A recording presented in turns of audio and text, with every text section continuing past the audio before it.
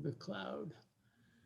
All right, everyone, my name is Antone Aboud. I'm a faculty member at the School of Labor and Employment Relations at Penn State, Director of Online Programs. I also work actively with our outreach program. I am here today to talk about cognitive interviewing in the workplace, and in particular, interviews that take place in the context of incidents that may occur. An incident might be an accident, it might be an allegation uh, of, um, of sexual harassment or any kind of harassment. It may be anything that requires somebody to put a set of eyes on an event and try to describe as accurately as possible what occurred. What I'm going to do is make a presentation, very frankly. It's just going to be me, except I will stop at various times and see if anybody has a question. And Annie's already volunteered. Well, she didn't really volunteer. She agreed, as I begged her to do it, to, in fact, check the chat pod. So if you have something you want to make a comment about, if you think I haven't been clear, put it in the chat pod, and Annie has freedom to interrupt me and say, Antone, you need to handle this right now. In any case, I will try to stop at various points and give you opportunities to ask questions. The issue of cognitive interviewing is really just, let's start with the notion of conducting an interview. I was in graduate school a long time ago, and I remember taking courses on collective bargaining, grievance handling, labor arbitration. Everybody talked about doing investigations, knowing as much as possible. You'd have to interview people.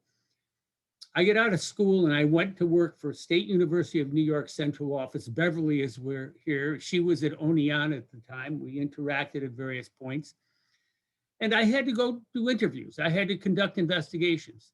I was never taught how to do that. I was always told I was going to do it. I guess the presumption was we would know what to do. We would know how to conduct an interview. And what I learned very quickly was that was not the case. I was not particularly good at it the first 2, 3, 4 years. As a matter of fact, I would say I made some really horrible mistakes. Well, what happened is that two things happened. First of all, I was working for management. I used to go out and hear cases all the time, hearings, third step hearings, we call them, and generally on disciplinary cases. And one time I was at Downstate Medical Center. And there was a hearing, and I was the hearing officer. And I was told by the management folks, who basically I represented for all practical purpose in the grievance process. I was told this is a pretty open and shut case. They interviewed people, yada, yada, yada. I then saw a union rep and heard a union rep who basically, I guess you would say, cross-examined, basically interviewed one of the management witnesses in front of the whole group to get some information. He did a wonderful job. And what I discovered was he was using a particular process that I'd never seen happen. I thought of it almost as cross-examining her, but he never raised his voice. He never acted antagonistic towards her. He just asked her questions in a certain way. He wasn't asking her to fill in a bunch of blanks. He was asking her questions in a way that, in the end, we learned stuff that we never had learned from the management investigation. So that got me thinking. And as time went on, I started doing some investigations training. I already admitted to you guys, I didn't do a very good job early on. I don't know what I was thinking I was going to go to training, but I did. And went to a conference in 1981. And at the conference, there was a state police investigator. And he said two things to a group of us. We were sitting around having coffee. And he says, whenever you're interviewing, remember, everybody had to be someplace. That was one of his quotes. That still sticks with me. And he said, something had to have happened next. Just keep those in mind as you're conducting interviews. And so that stuff comes up later. By this point, I'm getting in my career in a station where I'm a consultant and I'm having to quote unquote sell, if you will, training programs. And one of them I started selling was this investigations class. Now, in that context, I want to then talk about cognitive interviewing and how I came across it, and then how particularly we teach it and we get done here, hopefully it's something you would feel comfortable using and certainly feel comfortable giving me feedback as we go along. We're going to talk first about the standard interview process that researchers have described, and it's usually described in the context of police investigations. I'll describe the cognitive interview process. I'll identify some relevant analogies to cognitive interviewing from our own personal experiences. And then I'm going to go through the process we use to teach this, which I hopefully, if you're not familiar with it yet, will give you a sense of your own ability to do this, because very frankly, any one of us can do it. What's an interview? First, let's start with this. An investigator asks a witness to communicate what's in that person's memory of an observation he or she makes. That's what the interview is all about. Somebody asking questions to elicit what's in somebody's memory of observations they've made. But the standard interview procedure, the one that most police, at least traditionally used, maybe still use, and which a whole lot of the HR and ER professionals, the labor relations professionals, even some of the union folks that I've worked with have used, is the developing a predetermined set of issues that they want to, in fact, address during the investigation, the interview. Then what they tend to do is identify the question, actually write questions down. I want answers to this question, this question, this question, this question, and then ask the questions. And the witnesses play a somewhat passive role in all this. And when I say passive role, they're only to respond to questions with what they remember. Now, keep in mind, the interview process is focusing on their memory, trying to gain information about their memory. But that's all they're doing. They're just saying, they're just saying if somebody says, was Fred in the room? Yes, Fred was in the room. That's all. Or no, Fred was not in the room. In any case, that is very different from a cognitive interviewing process. In 1985, there was research by a gentleman, Gesselman, and I forget his colleagues, began putting together this sense that it's not enough to just ask people what they remember. You're much more effective if you help them remember. And the cognitive interviewing process involves helping people remember, not making up stuff, not contaminating the memory, but just using the essence of the memory to gain more information than they otherwise would have. I guess I should have gone to this slide next before. Basically, they help people remember more completely and more accurately. Put it that way. It's not just more information, but more accurate information. Now, the way they do this, and by the way, I'm going to give you 4 prompts that they use for this, describe as being important. Doesn't mean you have to use them all. And very frankly, the example I'm going to give you later on doesn't use them all.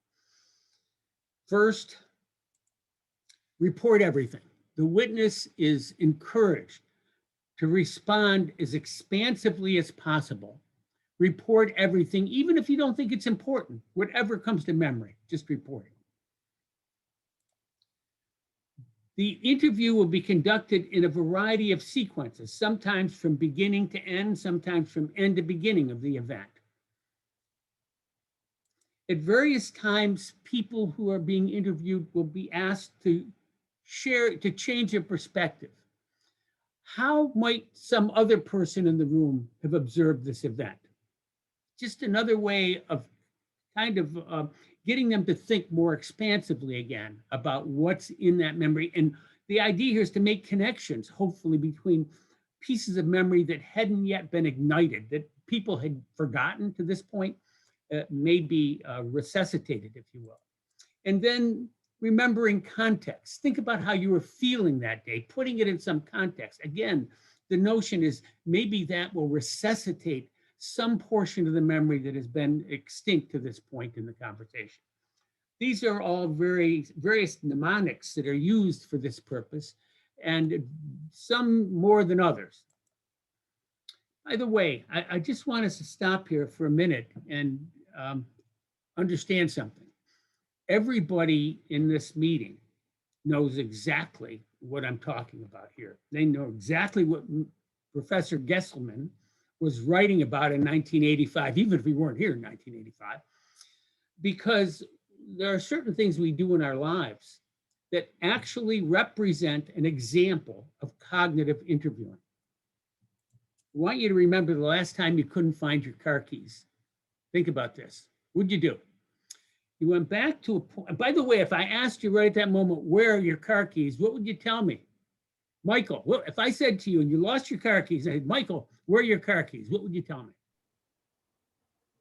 I can't hear you, Michael. You you just, here you go. I don't know. Yeah, thank you, Michael. That's it. I don't know. That's kind of what we'd be left with if we were doing a standard interview. However, how do we find our car keys? We go back to the last point we can remember, having them in our hand.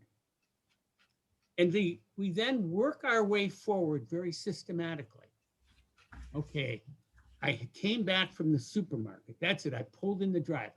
Okay, what happened next? I got out of the car. Oh, the thing was dinging because I left the car keys in the car. So I pulled them out. What happened next? I pick up the bags of groceries to go into the house. What happened next? I put the grocery, and we go through this very systematically, don't we? By the way, did anyone here ever take a course on how to find your car keys? Anybody? I'm thinking not. Michael, did you? Don't pay too much for this, Michael. I can give you this one. And No, not at all. never did. Okay. Michael, you're a good guy. Stay vocal there, because I may ask a couple more questions. You seem willing to answer. Okay. That's good. So in any case, that's how we find our car keys. And by the way, we do it. Why do we do it? Because we know it works.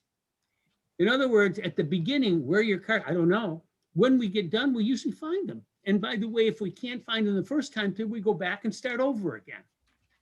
So if it's important to find our car keys, I guess we can make the same argument with respect to what do we do if we're doing an investigation about whether somebody was attacked or not attacked, somebody was harassed or not harassed, how an accident occurred. I would think it'd be no less important to have that kind of process in place to help people remember. Another analogy that we've used over the years, I don't know how many of you ever sliced a bologna. Michael, have you ever sliced a bologna? No, sir. No, sir. Okay, Michael, I grew up in Aboud's Market in the north side of Watertown, New York. I can tell you, it's a corner grocery store, no bigger than my office here at the house. And we used to slice bologna every day, one of our staples. I grew up on bologna sandwiches, eating in the back room of the store. And when you slice a bologna, there's a sequencing. You start the beginning. You don't take a slice from the beginning and then a slice from the end. You go right through, almost like finding the car keys. What happened next? What happened next? What happened next? What happened next? And as a matter of fact, it gives you a visual here of the framework in which this interview would occur. Now, you don't have to think of it this way. I do it this way because it made sense to me at the time. And when we started teaching this, I called it slicing the bologna. That's before I ever heard of Gesselman's research. It just seemed to make sense, particularly if you thought about the car keys. Put those two together, and we have the framework of a process we can teach people that will help them interview more effectively individuals that are witnesses to an event. Let me stop here. Are there any questions anybody has, please? And feel free to chime in if you have a question or a comment. And it can, anything at all? It's good. Okay. If you do, please, Annie is sitting there looking at that chat pod, so I'm pretty sure that's well covered. Feel free to put something in there. All right. Let me get to another point. Who's a witness? This is just, you're going to see this little diagram, time and space. You get a report. Something happened in the break room at 1 p.m. In the break room, 1 p.m. today. Let's suppose that's, you have, it's not 12, it's 1 p.m., not 2 p.m. That's time moving forward here. And then the space is the break room. It's not the hallway. It's not the lobby. And that intersection of time and space becomes a valuable tool in identifying witnesses. Who could have been in that break room or near enough to that break room to have made observations. Remember, we go back to witnesses are people who have observations to make and then make memories from those, that we want them to communicate to us what they have observed or what they remember of what they observed. So anyone within that circle would be a witness to the event. That doesn't mean there aren't other witnesses. We may have to access doctors or supervisors or union colleagues who aren't part of the investigation or of the incident at all, but for other purposes. But in any case, that's the group of people I'm particularly concerned about when we're talking about slicing the bologna, this cognitive interviewing process. So let's think about how we would begin this interview. We're going to have an introduction. We're just going to basically, and when I say introduction, I'm going to introduce this process, whether or not I know the person. I may know the person, I may not know the person. I'm always going to still introduce myself. I'm going to say, I might say, Annie, you know me, we've been around together for a lot, but today I'm here, and now we're going to get into the purpose. I'm here because I've been asked to look into an incident, something that occurred about 1 o'clock in the break room. And my understanding, Annie, is you were in the area at that time. And we get to the most important question at this point. What can you tell me about this incident? And by the way, what's interesting about this is the standard interview process might very well have begun exactly this way. The police person or an HR person or a union person may have gone up to somebody and started it exactly this way. And so what can happen, now keep in mind, what can you tell me about this incident? At some point, the person may say, I saw what happened. They acknowledge that they were there essentially and saw what happened. Or I didn't see what happened. Okay, that could be, I mean, they may even say I was there, but I didn't know there was any incident. And so now we have another issue. We have to think about how we transition from that standard interview to a more detailed interview that will, in fact, elicit more information, we believe, because you're going to help people remember moving forward. If the person says, I was there, and they tell you a whole bunch of stuff, by the way, they think they've answered your question. But so far, they've done nothing more than say, I can't remember where my car keys are, because this is their first answer. Your response would be, and this is the first transition statement, you've given me a lot of information. I need to go back and ask more detailed questions about what you do remember. If the person says, I know nothing, I don't know anything, I was there, I just didn't see anything like that, your response would be, sometimes people who are in the vicinity of an incident may have seen or heard something that could be helpful. I need to ask you questions about what you do remember. Now, I want you to understand why these statements are important to transition into a more detailed examination of the person. First of all, you want to be transparent. And one of the elements of transparency in interview process is letting people know exactly what you're doing. I'm going to contrast that, by the way, from an interrogation. An interrogation, from my point of view, is not an investigatory interview. An interrogation is a prosecutorial interview. It's designed to get somebody, either through pressure or a certain kind of deception, to say things that the investigator believes are absolutely true, but which he or she cannot easily prove so far in the investigation. Here, we're not doing that. What we're trying to do is help people remember, and this can even be somebody who's accused of misconduct. At this point in the investigation, we just want to find out what people are willing to tell us about memories of observations they've made. So the more transparent you are, the more likely you are to build rapport. This is just another way of explaining to people what you're doing and why you're doing it. Then there's another element here, and that is if you don't explain it, and even if you're the most gracious person in the world, even if you're behaving in the most civil fashion in the world, and building a certain kind of rapport with people because of your own behavior, you also have somebody who's still wondering, why is he going on? I answered the question. Why are we still here? You create a distraction. We want people to focus on retrieving memory, not wondering why they're continuing to have to answer questions, even though they think they've already answered a question. So it has two values here that we want to maintain. So we always create this transition. Now, I want to just show you an example. This is what we use in class. And by the way, if it were in class in a residential setting, we would use it. I would just do an example. I would do an example right in front of the class. What we've done, because we have been transforming most of our training now to synchronous online like this is, we put together these videos. I'm going to just turn my screen here. I'm hoping you guys can hear this. It only takes a minute, so I'm just going to play it to the end. If you have problems having heard it, let me know and I'll explain what came on. This is Aboud. My name is Antone. I work with Amazon. I've been asked today, I work in HR usually, but today I've been asked to look into some kind of incident that may have occurred around your home this morning. One of our drivers delivered a package.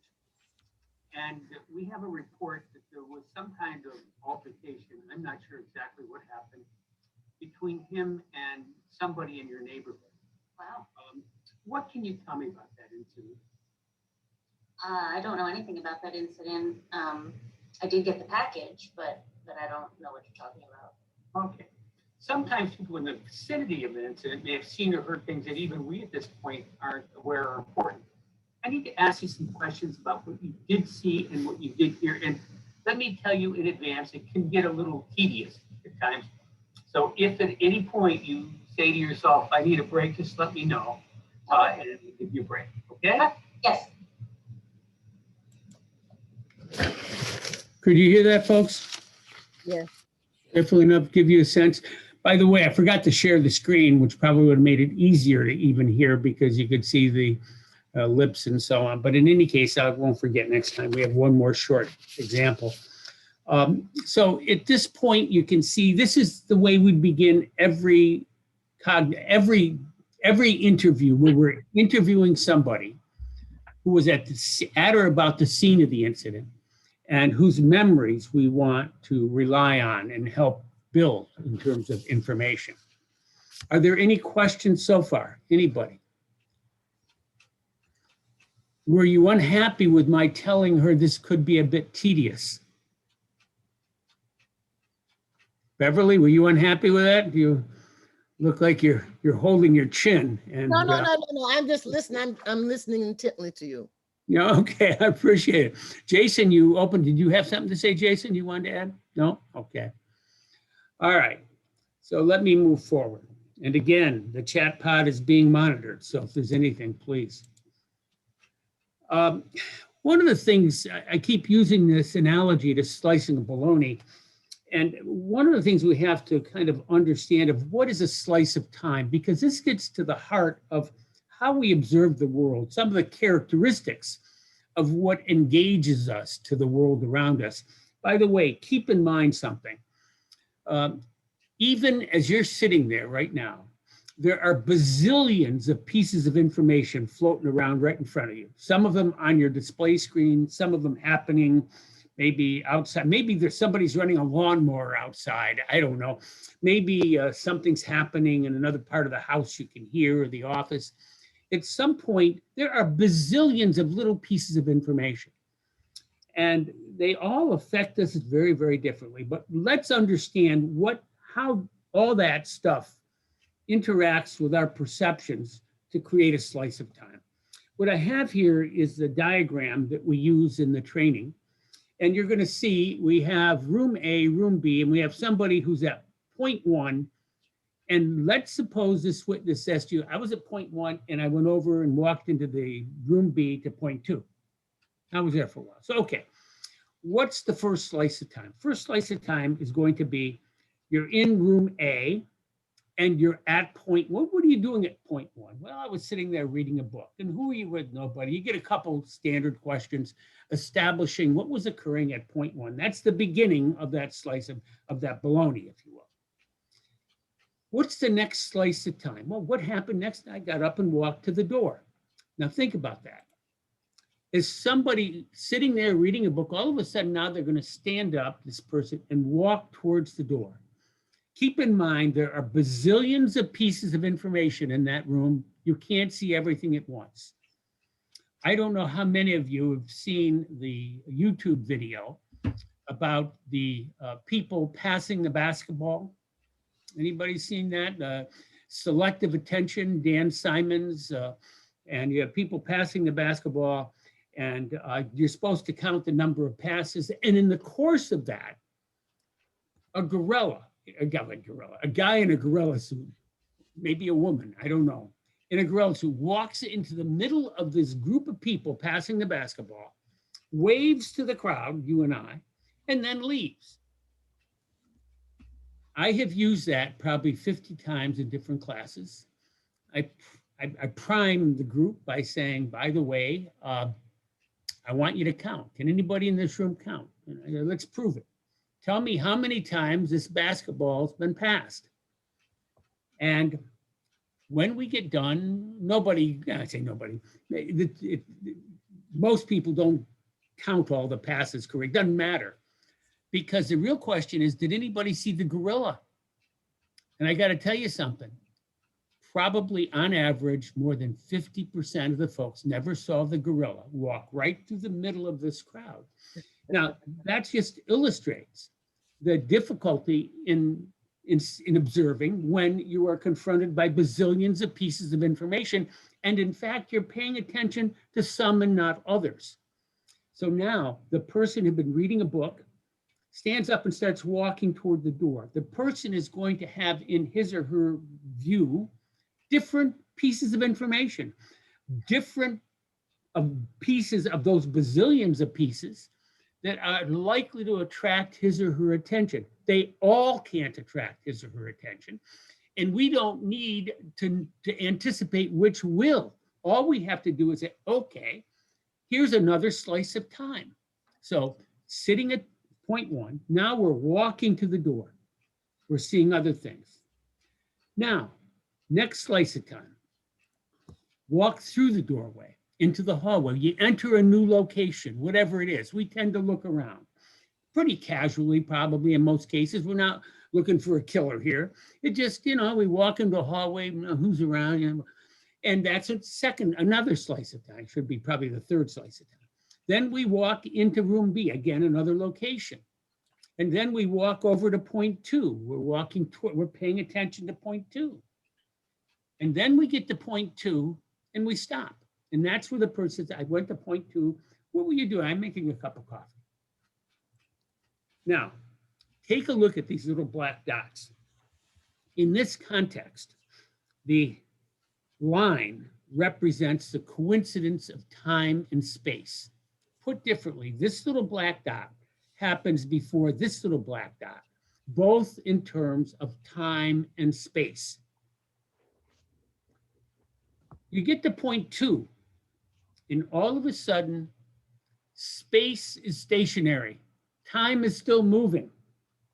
Tick, tock, okay? How do we create another slice of time when space isn't cooperating here, when someone's not moving? If I ask about all those slices of time we've talked about so far, I've pretty much captured a very wide range of observations. I haven't left much out. And all that's designed to help people remember. How do we do it when we're at point two? What do you think? Anybody have any ideas? What's the question we would ask? You heard me. Remember the conference I went to? What happened next? Thank you very much, Mita. I appreciate, and Mita, you were looking for that mute button. I appreciate you got it quickly. Thank you. What happened next? That's right. That's the transition. Something always had to happen next. I love that. I mean, I guess if it didn't, it means we've cashed out. And, I guess don't want to think about that. All right. So let's again now put this in a little more context with a little more detail. And by the way, we teach this in class, usually in pretty much the same time frame we're talking here. We're going to see how we practice it later on. But the reality here is helping people take what they already know. Think about what they already know, how to find their car keys. They already know that. And some people even have sliced bologna. And all we're doing is putting it in a framework that will allow them to use it when they interview people in an investigation. So these are two columns. We have slice one, slice two. By the way, as I said, you don't go, when you're looking for your car keys, we don't go jumping around slices at a time. What happened next? What happened next? What, you go in sequence. So we're going 1, 2. We have here two columns, seeing and hearing. These are the two senses we routinely ask about, routinely. It doesn't mean we never ask about smelling, tasting, or touching. They may come up, but human beings learn more about the world around them more quickly with respect to sight and hearing. And I put seeing first because seeing a sight probably generates the most pieces of information out of those bazillions. Hearing the second most piece. If we start with sight and we help somebody remember something about what they saw, it may generate some memory about what they heard. So we start with the perception that generates the most information. There's also an advantage you're going to see by creating two columns, seeing and hearing.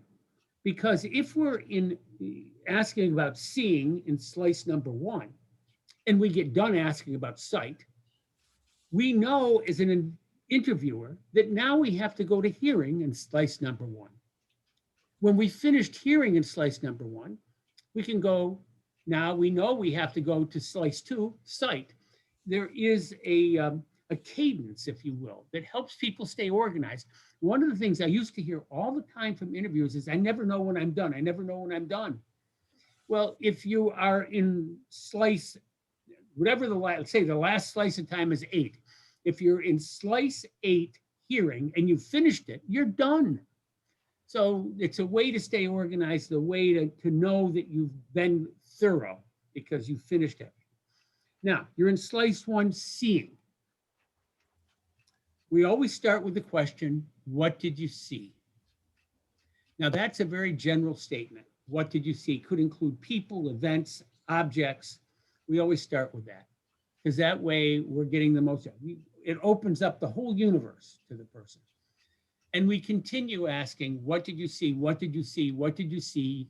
Until we get to nothing. I don't remember anything else. And if the person never mentioned, if the witness never mentions the person, in other words, never says, I saw Fred or Joe, or Maria, we go to, who did you see? Because some people might make a distinction between what is an object or event and who is a person. So if they've never mentioned a person, I would go with, who did you see? We want to be thorough. We don't want to take a chance that we miss an opportunity to help people remember. And sometimes by remembering something in one question, it'll generate memory in a second. When we get to who did you see? Nobody. Then we get to what did you see? What did you hear?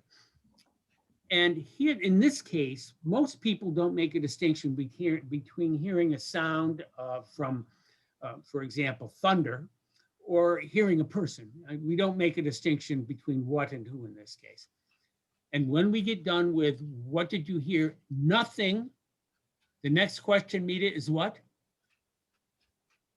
What did you next? What happened next? I could read your lips, Mita. What happened next? And basically, we continue with this through all the slices of time. That's the way we help people remember. And by the way, with just a little more detail, these questions, helps you find your car keys. All right. Any questions? I'm going to stop here a second. I'm going to show you another, hopefully I get this one right, another video here. But are there any questions at this point? You guys all believe what I say? I got to tell you, I wish you'd talk to my granddaughters. They're teenagers now, and they've stopped believing. You know, when they're 4 or 5 or 6, my goodness, you're like God. And now all of a sudden, I don't know, I have entered a whole different phase of their lives. All right, let me That's just a summary of what we just talked about here. All right, I'm going to, this time, let me do this a little more carefully. I want you to see an example of what this might look like.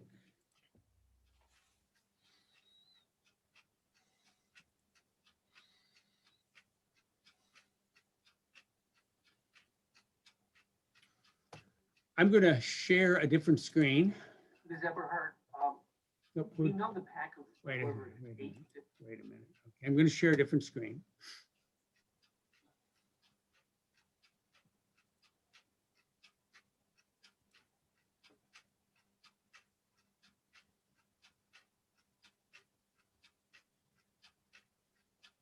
All right, and I'm going to turn this just a little more toward the microphone. And let's see, this is 2 minutes. Has ever heard, we know the package was delivered at 8:58. That's the time stamp delivered. So I guess the question is, what were you doing maybe a little before that at 8:45? Well, I've been working from home, so I was in my home office. I start at 8 a.m. So I was in my home office on my computer. Okay. And who were you with at that point? I was with no one. I was by myself. Other than the fact you could see your computer and your work, what could you see? What did you notice at that point? I noticed nothing unusual. And who did you notice? No one. And what could you hear at that point? What did you hear? I don't recall hearing anything out of the ordinary. Yeah, I mean, you can hear the clicking of the keyboard. Sure. Yeah. All right. What happened next? At some point I did go up and water the plants on my deck. Okay, so let's go from here. You're at your desk. You get up and you start walking toward the deck. You're still in the house. As you're taking that walk, what did you see? Just my living room. Okay, and who did you see? Saw no one. I was home alone. And what could you hear at that point? What Nothing. did you hear? Nothing. And what happened next? I walked out onto my deck where my plants are to water them. As you were watering your plants, walking over to your plants, what did you see? Just my backyard and my plants, but nothing unusual. Whom might you have seen at that point? I saw no one. What did you hear? From that location, you can hear a little bit of road noise. So I did hear some cars going by, but that's not unusual. So just, normal sounds that you hear outside. Could you hear that, folks? Yes. Okay. Could you, let me stop sharing that and bring you back to so I don't forget.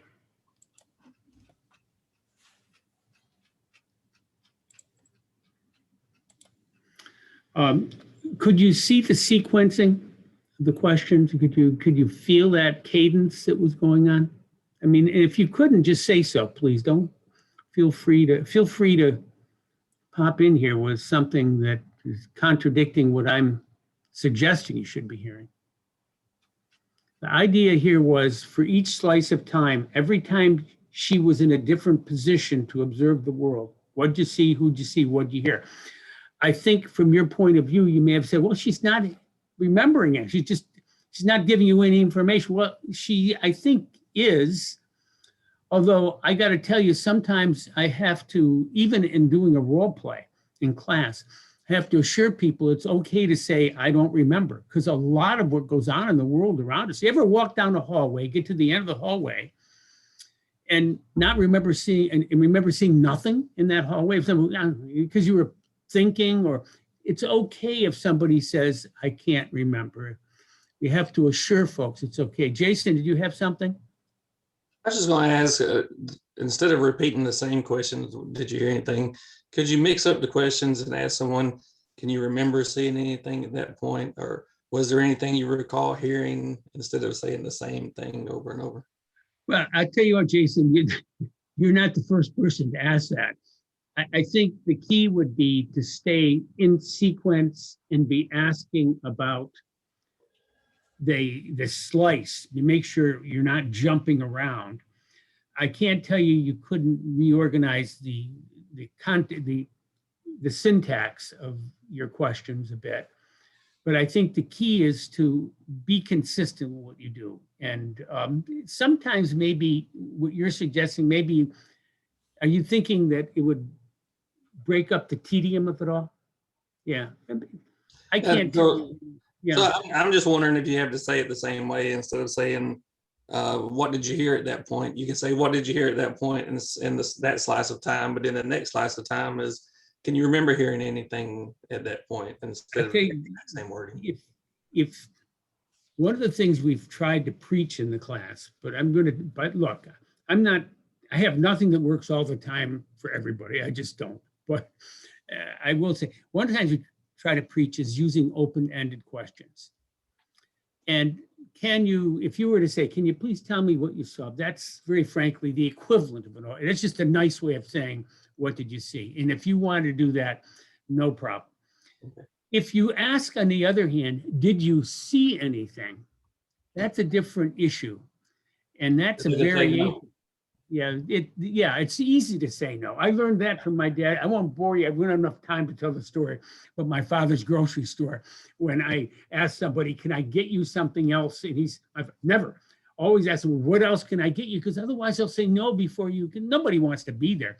Has anybody here ever done an interview in an investigation where the witness, I'm really glad you called me. I'm dying to talk to someone about this. Most of us don't even want to do the interviews ourselves. How many wake up in the morning and say, I hope I get an investigation to conduct today? These are things we'd rather be doing other things. I'd rather be doing training, for example, than an investigation. So, but the point you make, Jason, if you can find a way not to ask a closed-ended question, but that's fine. Thank you. Okay, we have a question, Antoine, from Mita. And it is it appropriate to ask what is usual or normal? I think, Nita, let's start with usual. If you say to somebody, it'll come up in a couple ways. One way it comes up is people will say, what unusual did you see today? Now, the danger with that question, there's a value to it and there's a danger. The danger is that people will start categorizing what they think is usual. And what they think is usual may be so ordinary, they never mention that it's unusual. I can give examples of that from different, but I'm not sure we have time for the examples. Now, the reality is if you go through the process and somebody has never really provided much detail yet, and you get a sense if somebody was there might be more you're missing. I have no problem toward the end of it. At any point, did you see anything unusual? Now, and ask them just to respond to that. But I would try to go through with the open-ended questions, the more in terms of the slices first, and then go to the unusual or anything catch your attention kind of approach to see if that generates some more memory. The word normal, what is normal? That's certainly a question you can ask as part of a follow-up, because if somebody says something happened and it really caught my attention, you might, as a follow-up, ask, is this the kind of thing that normally would happen at work? Nothing wrong with that, I don't think. That just helps clarify why it was that it caught the person's attention. Did you have something you wanted to follow up with, Mita? Please feel free. Well, your interviewee, she kept on asking, she kept on responding, well, no, not outside the normal. And no, nothing unusual happened. Yeah. And so for me, I would try to gauge what is her normal and what is the usual events occurring at that time. Well, to get a gauge on what was happening. When you put it that way, then you're putting it in the context of a follow-up question. There's nothing wrong with that. Okay. It may very well generate more information. But the key is we don't want to distract ourselves from going slice to slice to slice. But if within a slice, you want to ask, is a follow-up? Sure, I can live with that. Anyone else? Yes, we have a question from Bob. Bob says, but some of the questions seem to assume facts not in evidence and might then be construed as a bias on the part of the investigator. Okay, hold on one sec. Beverly, you have a question. I'm going to go to answer this for Bob. Bob, did you want to follow up with any more detail on that question? Well, just specifically, and it's in a vacuum, the example that you used, asking somebody, what did you hear before you ask, did you hear anything? Now, that as an example doesn't seem to be very harmful. I've got to say that up front. But over the course of a 3 or 4 hour interview, it could start to appear that you're leading the witness, that you're trying to create those memories you don't want to do. So to Jason's point about going through it more sequentially, you know, first, did you hear anything? And then what did you hear? Yeah. Okay, that is the issue I was talking about in terms of Aboud's market. So let me deal with it a little more carefully. Nobody wants to be at these interviews. And what we want to do is get people past the point where they're reluctant to speak with you, or they don't just put you off. Now, having said that, somebody in class, after I've been teaching this for 10 years, once said to me, I think you should start with, did you hear anything first? That's less leading than who did you hear? And I got to tell you, I was taken aback by it because I never thought of it that way before. I always went with the who, what, where, why, when, how, without much critical thought. And I said to the person, you know, you got to give me overnight to think about this. I really had, it wasn't a question I could answer in class. I said, so let me think of it. And I did. And then this is when I remembered what my father said to me. I was in the store one day, and I lived in the north side of Watertown near the New York air brake. At 4:30, piles of cars come down the street going home. This is back in the 50s and early 60s when people still would stop at a corner grocery store for dinner because we butchered meat. We did all sorts of things. We would be busy from 4 to 6, really busy. And one guy comes up to the counter loaded with groceries. And I said to him, can I get you anything else? Which is the form that you're suggesting. And he said, no. And my father grabbed me afterwards and he said, Antone, never ask, can I get you anything else? They'll always say no. They're dying to get out of here. They're tired. They want to go home. Ask, what else can I get you? And you're more likely to get a response. Now, Bob, that doesn't answer your problem of, could you be suggesting they should have seen somebody? I mean, I understand the point you're making. I'm going to balance two values here. One is being objective and not creating bias or even suggesting bias, and being thorough. And the way I've always taught students to be thorough and still ask, to not be biased, but still ask the who, what, where, why, when version, is to make sure in your demeanor and your patience with people that you not suggest that they need to give you an answer. That's why I said sometimes, maybe I didn't say it earlier. Sometimes I would say to folks, it's okay if you can't remember. Just whatever you tell me, just constantly reinforce the idea of saying no is okay. Because I don't want them to be to the point where they will, in fact, say something just to get past me. Now, the other way to handle that is if they say, yes, I saw Fred.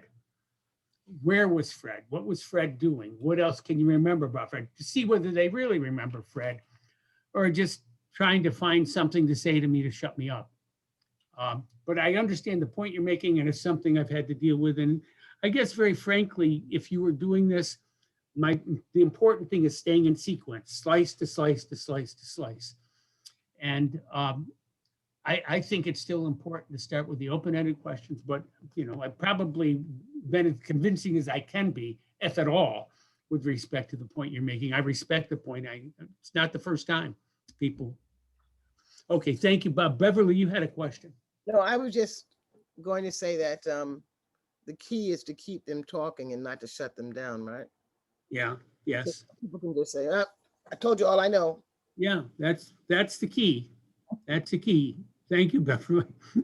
Yeah, Beverly, it looks like you stopped talking. Did I? Absolutely. Absolutely.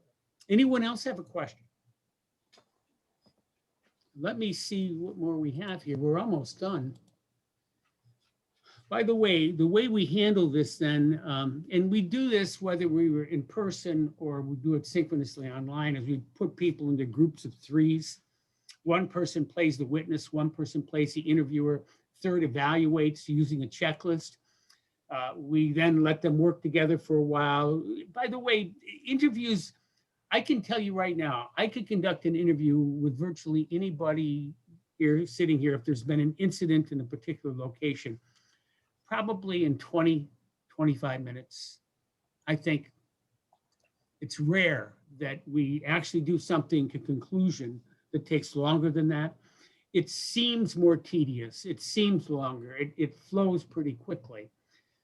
Usually what we tell people to do is get into the interview for about 5 minutes, 8 minutes, and then give the interviewer feedback. Talk about what happened. Here's the checklist. We'll come back, and then we come back in class and discuss it. We also do exercises where they're dealing with uncooperative witnesses, in which case it doesn't usually follow the same pattern. You try to get the witness to the point where they're willing to cooperate. Doesn't always happen. But what we know is this: when people want to help us, we learn more. So one of the points we make is that if we can get someone to a point in your relationship with them that even though they didn't want to at first, they do choose to participate and are willing to, you're going to learn a lot more than if you have to sit there and basically pry it out of them. Let me make one additional point and then open it up one more time for questions. I ran across an article in the journals published just 3 months ago called Cognitive Interviewing. Well, that's not that. Protecting Victim and Witness Statement, Examining the Effectiveness of a Chatbot that Uses Artificial Intelligence and a Cognitive Interview. I got to tell you, I find this fascinating because it's going to put me out of business. At some point, what they're doing is creating chatbots that are embedded with artificial intelligence that can hear. So I might ask, who was in the room? Fred was in the room. The chatbot, based on hearing Fred's name, might ask, who was Fred? And he can program, use all the follow-up questions dealing with Fred in a way that a human being would be in that respect. So here you have technology interceding in a way that I got to tell you, I guess we have to imagine would eventually have occurred. Keep in mind, there's already AI technology writing sports news clips that come out in papers. They can give some information about a ball game. Last night, Boston beat the Yankees 7-3. They can give a couple of statements, and the program can write a whole article. And they have tested this and have found that for the most part, no one can tell the difference whether a human being wrote it or the artificial intelligence created it. So the idea that this could be done on an app is very interesting because it overcomes, if it works over the long term, probably going to get better. If it works over the long run, it would give, you wouldn't have to have an interviewer in 10 places at once to get all these interviews done. And the more you delay, the more information that's lost because memory fades. So it would be very fascinating. They were talking about this as a tool that would really help police in their investigations, as a tool that might even produce less bias based on interviewer bias. And Bob raised the issue that just goes to the framework of the questions. You know, there's more of bias that goes on in interviews just in terms of how investigators treat people.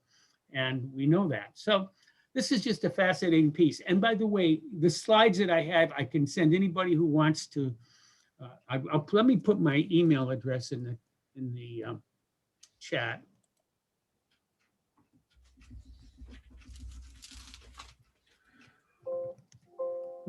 Why is it? Hold on. Excuse me 1 second, guys.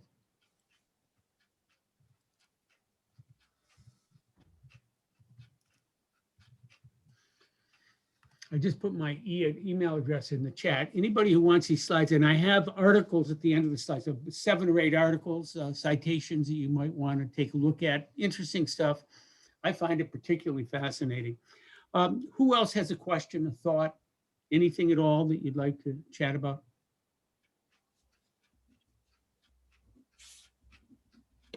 I have a question. Sure. Not really pertaining to the class itself that we just did, but you said you teach this as a class, so I'm going to assume that this is a 1-hour version of a much longer class. It's a 2-day class, yeah. A 2-day class. I got your email address. Are you able or someone able to teach this to small groups? Sure. We've done it for smaller groups through our outreach program. What kind of group? Well, you know what, Jason, write to me. I don't want, this was not a marketing opportunity. No, I understand, but I see the value of this. We're glad to have, believe me, I'm glad to answer questions about that. We love that. Okay. It's basically what I did most of my life. I didn't come to Penn State till I was 65 years old. I got this job when I was on Medicare, as a matter of fact. So I consider this to be just a great opportunity to continue what I was doing for all those years as a consultant. We do just outreach work like all the universities that are represented in these programs. We have people from Rutgers, people from Illinois, from Cornell. Everybody does outreach work, and a lot of people teach this stuff. It's stuff that, you know, if you had a group, get in touch with any one of us, we would be glad to give you help. I just think it'd be valuable for union reps in the context of arbitration settings doing interviews. So. I will tell you that one of the things that I should have made at the beginning a point is that people often think that investigations are really management responsibilities. Knowing what happened and why it happened is important to any professional in this field, and particularly to union reps who are trying to do their best to represent employees. As I said to you, I learned this originally from a union rep. This is what he was doing. What happened next? What happened next? What happened next? And the witness told a very different story than was written on the statement she'd given to management. It wasn't lying in either case, I don't believe, just he helped her remember. And nothing wrong with that for people who work on either side of that aisle. In fact, if anything, the better classes are where people share training of this sort, so they all know what's expected. You know, instead of trying to hide from each other what they think is important in life here. Thank you, Jason. Anyone else? Thank you. You're welcome. You're welcome. Anybody else? Anything? I want to thank you all, by the way, it's time is up here. I want to thank you all for attending. Have a great rest of the conference. I know Lyra, the whole group have put together a great opportunity for you guys to learn, have fun, and meet with people. You take care. Have a great day. Bye-bye.